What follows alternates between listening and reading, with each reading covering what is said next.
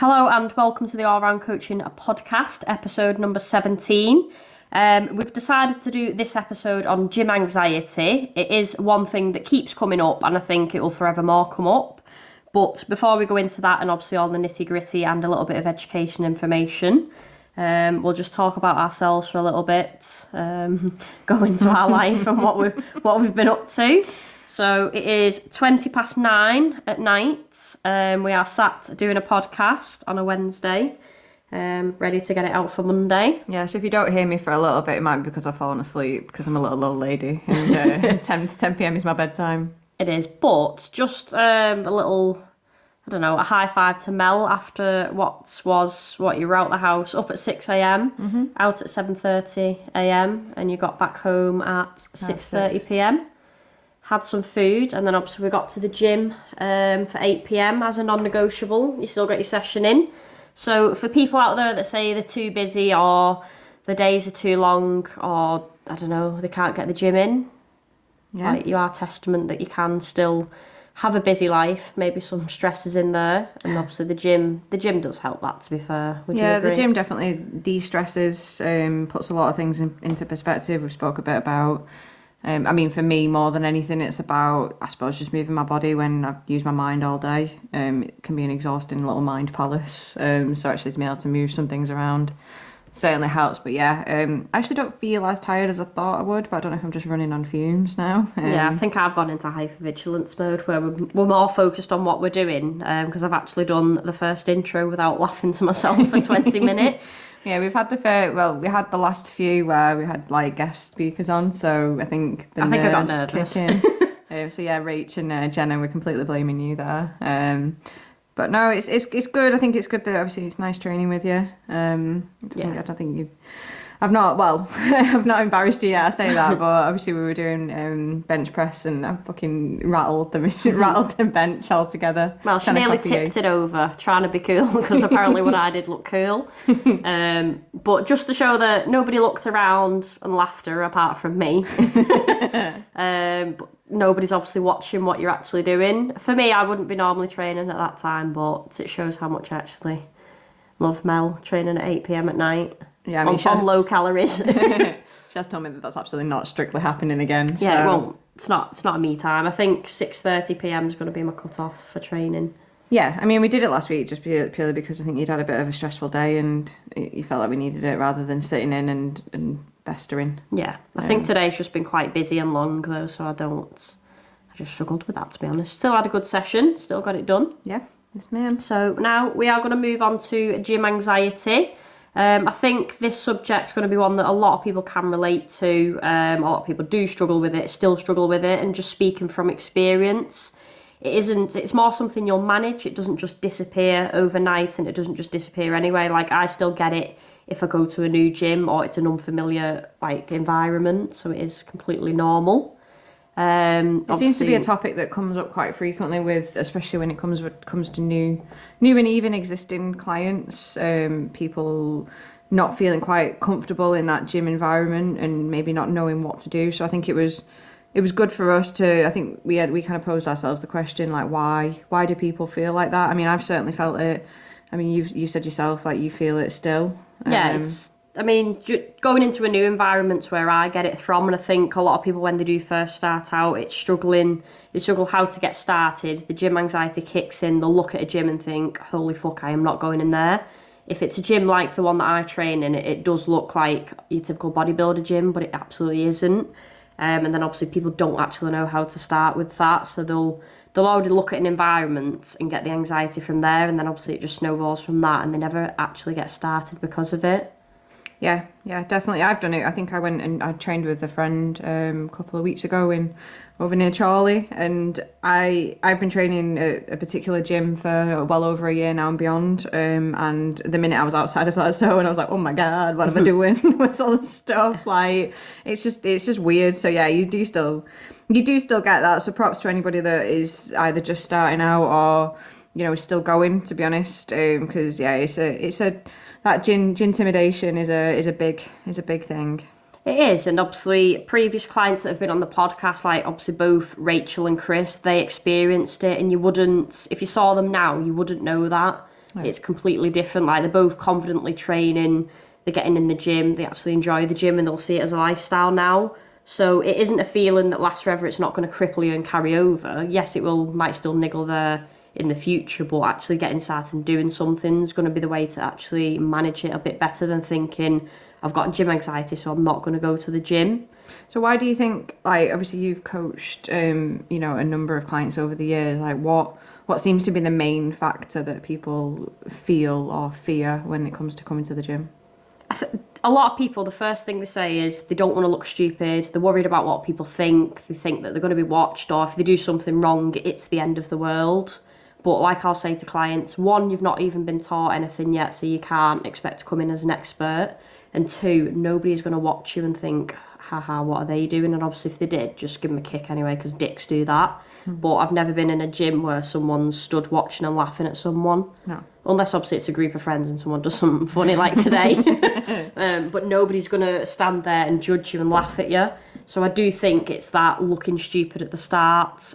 People are worried about that and the judgment from others. Where do you think that stems from? Like, is it society, or is it just... I mean, I certainly feel that, I get fed quite a lot of fitness stuff on social media where you see these people doing it right. And it's probably social media that spurred it on, because obviously people get recorded, and I think I've had a couple of clients say, I don't want to be that person that gets recorded and put on social media. Like, I'd never dream of doing that with anyone.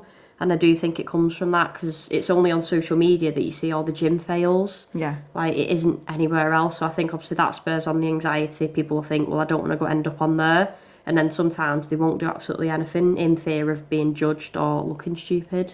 Yeah, that makes sense. But the actual gym environment themselves, like, no member has ever said anything or laughed at anyone in person. They might have gone away and said something, but you'll never know. And sometimes you probably won't see the same people twice anyway.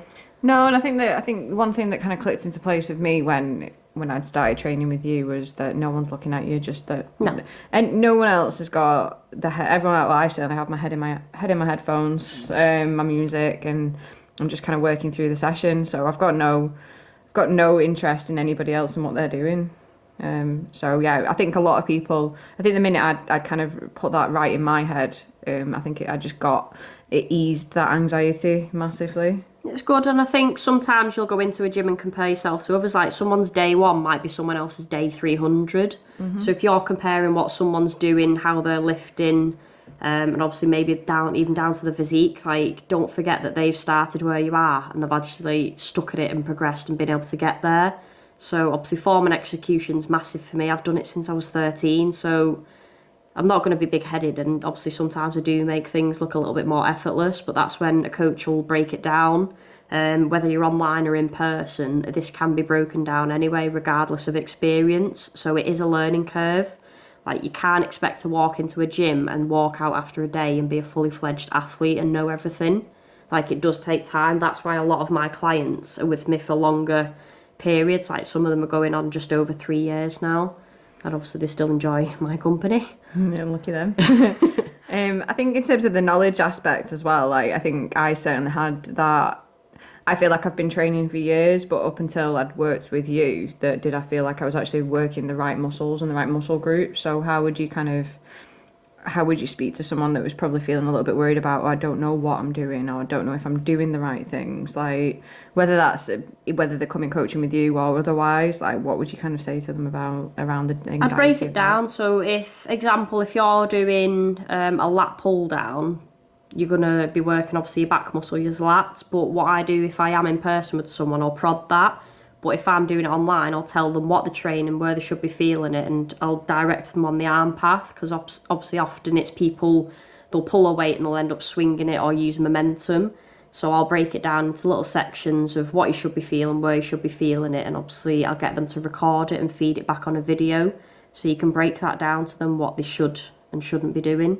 So it can be broken down, and then I'll always explain, obviously mind to muscle connection comes at a later date, but I'll draw people attention to where they should be feeling it, and it makes them think about that muscle then, and that's when you actually connect with it. And I know within the app, obviously that you'd introduced earlier this year, like we have got them videos that kind of help support that if you have them moments that, like, obviously sometimes it feels like there's a lot to kind of take in. especially when it's new movements. I certainly want to get it right. I think those like videos, like I said, when you've had those conversations, like they certainly stick with you. Yeah, I think the app has been a massive help in people actually getting started as well. Not only has it got the videos, but you're having guidance as well. So having an actual plan and guidance throughout the gym, you're not going to have that anxiety of going in and thinking, oh, what shall I do today? And then just running upstairs to a treadmill. So actually having some direction, and then the videos are going to help with that. So it does take away a little bit of the thought process, but it gives you a bit of direction and you're probably more focused on yourself. I think that certainly helped. That helps me anyway. Obviously, one of the big reasons for having or needing a coach was that there was points in the gym where I'd either pull up something from Pinterest or pull up something from the back of a Joe Wicks book and assume that was some form of workout, not really knowing what I was doing. I suppose really winging it and wondering why I wasn't getting any results, because obviously there's either no consistency or not really working the muscle groups that I needed to work. So even if I know that you obviously offer the app as an additional kind of support system, yeah. Even actually having a bit of a structure and a bit of a workout plan and some guidance with that's surely would help someone walking into a gym. At least they got a plan to go from. Yeah, absolutely. And I think the key word there is consistency, and that's obviously been the reason why, one, you're more gym confident, and two, your physique's responded to that, because you haven't gone in and winged it and made things up and, whoa, what am I doing today? Yeah. So, and you've built confidence over that. It's like you can train independently now. Yeah. As online, and obviously we do obviously train together with being a couple. I mean, that it certainly helps. I mean, I think I've spoke about it on the podcast before with the particular gym that we go to, where in terms of environment, I think that certainly helped ease my anxiety with all the intimidation, because I mean, for me, the one that I go to it's got the right equipment. I know most of the equipment there now, but I think when I first walked in there, it was a little bit darker. It didn't feel like a commercial gym. It didn't feel like there was a load of posers there. I don't know if you've had that, where I've gone to particular gyms and they just feel a little bit wrong and you feel out of place or you feel overexposed. Yeah, I think people have their negative experience and they'll always associate every single gym with that. I do prefer the more independent gyms where they're not chains. Like I can't train in a commercial gym. It doesn't gel with me. That's my anxiety comes from not only the overcrowded, like the super busy. You can't get on anything, and then you kind of just lose direction and think, well, I don't know what I'm doing, so I'm just going to go. Yeah. So it does matter, like, choose your gym, choose your environment, and then the people that are around you. I was saying to a client today, if you see people training hard and obviously the physiques look absolutely amazing, it does spur you on and it motivates you. Yeah, massively. As opposed to sometimes a commercial gym where it's just people going through the motions. Sometimes they're sat on the phone, they're not doing anything, they're having a chat. Like, it's not a motivating environment. So I do think, look at your experiences, what's the common denominator, has it been a negative one, and then do a little shift, a little change, and find an environment that supports your goals and one that you're going to commit to. And I guess anybody that is probably wondering, like, for me it took years to find the gym that I was comfortable in, but a lot of gyms, I'm sure you'll agree, that they'd either do day passes or, you know, you can go in and maybe do a bit of a trial. So yeah, it's always worth doing that. I mean, I'd certainly probably be more open to maybe doing a bit of a gym hop and just mooching around the northwest and seeing which gyms are good. But I mean, it took me years to find the one that I'm at. Obviously trained at Everlast or DW at the time, trained at leisure centres, trained at ones in Manchester. Just don't get the same. I don't know, I feel comfortable where I am, I feel confident. So yeah, anybody that was probably has either walked into a gym and gone and wanted to turn straight back, it might be down to the fact that that environment wasn't right for them. Yeah, so always try a gym before you commit to it, because I don't think there's anything worse than signing up to DW. I think they're 6 and 12 months and then not actually gelling with it. And I think that's what I did in the past. I did DW, I think I did Profiles, Exercise for Less, and what's the big one? Total Fitness. Oh yeah. I couldn't gel with Total Fitness. I felt like I was spending money that I didn't need to, because I didn't use the pool, I didn't do classes. Like, I wanted a gym. So the little bodybuilder gym suited me, and then I've never looked back. And I put a lot of my results and how I've got to the way I have through training in the environment that I have and the gym that I'm in. And it's funny, I think, with the smaller ones, for me anyway, you form a bit more of a community. You'll see familiar faces, and whether you're saying hello in the loos or just bypassing them on the treadmills or just upstairs, like you naturally, I suppose, start forming kind of like little bonds with people. But I guess for me, with coming coaching with you, is that then it opened up that community. I think that was actually one of the things that I wanted from coaching with you, is that you asked me, like, do you actually want a bit of a community? And I was like, yeah, I do. So the group allows me to go and mind the people in the gym and go, hello. Oh, Mel will chat to anyone. So if anyone does sign up to coaching, Mel will talk to you. So you've got an instant friend within the community. But I think that's what I love about the clients that I've got. When I do consultations, I want to make sure that they're not only a good fit for me, but they gel well with all my other clients. Because if we all get on and we all help each other, it is a more supporting environment, especially for them days that you might feel a little bit anxious going into the gym. Mm-hmm. And obviously when people are starting out, sometimes that anxiety can stem from your body image, not feeling good about yourself. But how do you change your body image? Just consistency. Yeah, just getting into the gym and doing it, but obviously we need to start for that. Nobody should ever feel like they're not good enough to step into a gym just because of how they look. You're taking that first step by training. And obviously you've already decided you wanted to change, so never be put off going into a gym, whether it's like our little bodybuilder one or any gym, just based on body image. Because if you're starting out, like, it is a byproduct anyway of consistency.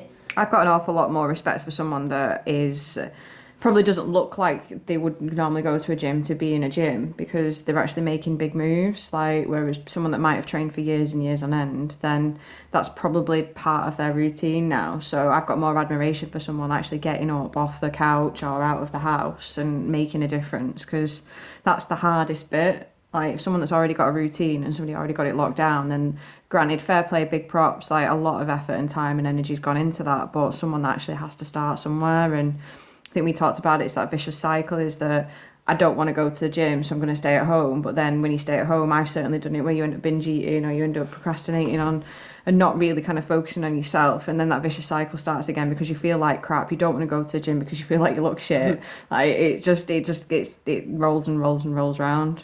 It is a vicious cycle, and do you know what? Like, you're not going to have, not being realistic, you're not going to have a positive body image every day. And I think especially for females, I know it myself, when I'm either due on or I'm on my period, like, I feel like I look absolutely disgusting. So yeah, little egg. Not you, like. But you do feel like it is completely normal. But your body will change if you fucking commit to it and want it to.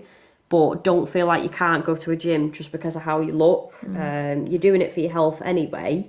So nobody's anxiety should be just from the body image. Like, it's quite sad. I think that changes it over the years. I mean, I'm 32, so I think that the shift, and I don't know if it is just something in general, I think I do see a lot more body positivity in terms of it's okay to have cellulite. It's okay to have a bigger bum or smaller arms or smaller boobs. Like, everybody's different. And yeah, I wouldn't want to live in a place or a world where everyone looked the same. No, that's what I've always said. Like, it'd be boring if we did all look the same. And I think when I first started out, it wasn't the norm for like females to lift weights or get any muscles. So obviously I think back then I got a lot of negative comments. But if you come to now, like, you fast forward in over 10 years, it's completely different. Like, strong women is celebrated. Like, you're not called manly. Like, you'll get the odd person that does it, but I don't agree with body shaming on any level, whether someone's a little bit thinner, a little bit bigger, a little bit more muscular, whatever. Like, nobody should judge anyone. No, I think that's right. And to be honest, everyone's on their own journey regardless. Like, someone might be wanting to lose more fat, or they might be wanting to build themselves up. I think, especially when I've had comments before, and it's not necessarily it doesn't sound negative and it's not meant in that way, but I personally don't think I've ever looked. I don't look as good. I look amazing now. But I've never been wholly out of shape. Not in the last few years. But people go, "Oh, you don't need to go." Yeah. But it's like, well, in actual fact, I feel like I need to go. Like, that's not on you to decide. That's how I feel. Because you're going more for the aesthetics. Like you're not just going for your body. You're going for what? You go for the looks and the gram. Just that, yeah. Yeah. Not your health, your well-being, your mental state. No. I just want the likes. I mean, Mel does look incredible now anyway. Obviously, the aesthetic side is amazing, but just overall, like, you feel better about yourself. Like, you're so much more confident. Yeah, you hold yourself better when you're feeling better. I mean, certainly for me, it's more when I'm putting a pair of pants on. Like, there's nothing worse than when naturally you bloat during the day anyway. You eat food, your stomach just goes a little bit more bigger. And yeah, there's nothing worse than when you've started off the day, I feel fine, and then obviously by the time 4 o'clock rolls round, them jeans are ever so slightly tighter, and that for me was when I was like, I just actually want to feel comfortable in my clothes. Like I said to you before I started, I've never judged my body off my weight. Yeah. I've judged my body off how my clothes feel, and I know that I'm happy in a particular size, and if I'm in that size and my clothes feel tight, then I know that I need to make a difference. Yeah. And when it's just that comfortable feeling of actually I don't want to move up a jean size, I actually want to be comfortable in those clothes, then I know when I need to do something differently. Yeah, and that's what I like to instill in clients. Like, it isn't about what you weigh. And I think obviously I asked a question today about scale weights. Can you still reduce body fat if the scale weight goes up? What's the answer? Yeah. Absolutely, because it is like you could get a little bit more muscle on the frame and obviously reduce your body fat. And I think Rachel highlighted this when she did her transformation, coming from crippling gym anxiety to transforming a physique, doing a photo shoot, but weighing the same as when she started. It's absolutely bonkers, isn't it? The physique looks completely different. So people that do get hung up on scale weight, or they base the success off that, just change it. Or if you've got a bad relationship with the scales, just don't weigh yourself, take them away. Yeah. That's what I think. A few of my guys still get hung up on scale weights, and it is going to be something that we have to keep repeating. But yeah, it's mad because it just fluctuates so much, doesn't it? You can either eat a bad meal or you not pooped for 2 days. Like, it's just... stress as well. You got your stress, your water retention, your menstrual cycle. There's a lot of things. It isn't just I've put fat on. Like, you'd have to eat a lot of calories just to put a pound of fat on outside of what your maintenance is. Mm-hmm. So it isn't, I mean, this isn't to say go into fuck it mode, but yeah. Going off on the tangent now about body fat and scale weight. It's a whole other podcast. But yeah, it comes down to, and there's also, I think there's the final point that we want to make in terms of that intimidation, is that perfection syndrome, wanting to look like, an absolute athlete that's just walked into the gym, that I absolutely, hands up, want that. You think you look at me when you're training me, why are you overthinking it? And it is that perfection syndrome. So I still probably need to get over that a little bit, but yeah, clients do overthink it and they think they should nail it the first time, and it might take one person 1 attempt and it might take one person 50 attempts. It doesn't matter as long as you are, 1, practicing it, and 2, moving forward from it. Mm-hmm. You haven't failed until you quit. Yeah. So form and execution is so hard, especially, like, I find clients struggle most with the hip hinge. So this is one that obviously we do break it down. We start it, you'll always start something body weight, and then you'll add a little bit of weight in until you perfected it, because it doesn't make sense to go into a gym, not nail the form and execution, and then start and fucking load up the bar. And I think that's where a lot of people go wrong, and probably lose gym confidence when things come crashing down on them, or they get pinned under a bar. Yeah, I mean, I've learned, I think for whatever reason, I couldn't master the RDL, could I? No. It is a hard one as well, to be fair. Yeah, and I think you'd taken it right back to its basics, hadn't you? Yeah. You'd obviously gone, right, okay, this is the movement, let's work through the movement. And then I think when I was on my own and I was training by myself, then I would film that and then send that through to you. And I think obviously that's the benefit of having a coach, is you've got someone that's obviously monitoring that and assessing that and guiding you. But then you slowly build that up then. So for me, sometimes it's just a reframing exercise. Is that it's actually not why the fuck am I getting this wrong and why can't I do RDLs, but it's actually, right, okay, well, this is a brand new movement, let's learn something brand new and treat it more of like a mini task, because I'm certainly goal orientated. I like ticking the little PBs and I like hitting those numbers. So sometimes when you go, right, okay, well, here's where I started and look at where I am now, then I think I'm fairly confident now on RDLs, and I'm onto barbell ones now rather than dumbbells. And yeah, and you've progressed massively. Like, not even just that, like, you've been doing new lifts and you're learning that, and it's part of the excitement. Like, it isn't just doing one thing, nail it, and then never doing it again. Like, you can progress it. You can have performance goals. And I touched on it the other day, like not just having that fat loss goal, but actually learning lifts, getting them right, and then progressing with it. Yeah. And your confidence in the gym will come with that. Like once you start to get things right, the more you practice it, the more you do it, you're going to get more confident, and that's going to show. Yeah, and I don't know if anybody's the same as me. I don't know if you are, but I like learning. I like learning something new. And when you have that sense of achievement, that's better than actually just going and smashing the shit out of it and going home. You just don't feel like you're appreciated as much. Yeah, I think I mean, I enjoy learning. Obviously, I'll always I invest in the business and continue my professional development. So I do enjoy learning. And I think if you actually enjoy what you're doing, you put a little bit more passion into it and you stick at it more. So if you're going to a gym, obviously find a routine that you can gel with, and maybe a coach can break this down. Like I'll always ask clients what they enjoy doing in the gym, what cardio they like, what lifts they like, and I'll try and implement that into the plans. So one, they are actually going to gel with it.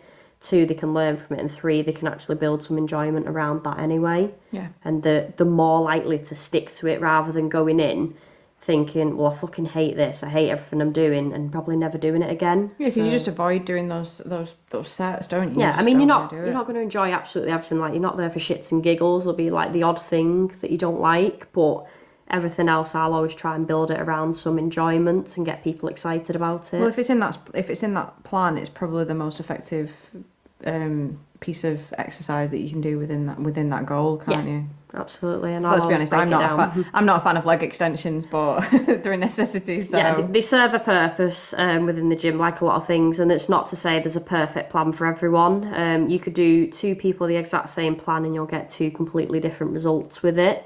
And you'll probably get two different levels of commitment and consistency from it as well. But that's the benefit of coaching, isn't it? Is obviously you can still go in and have those training plans and obviously work through them, but obviously sometimes it helps having someone supporting you and guiding you. Yeah, and I think it just highlights, like, you can get a training plan and nutrition plan from absolutely anyone.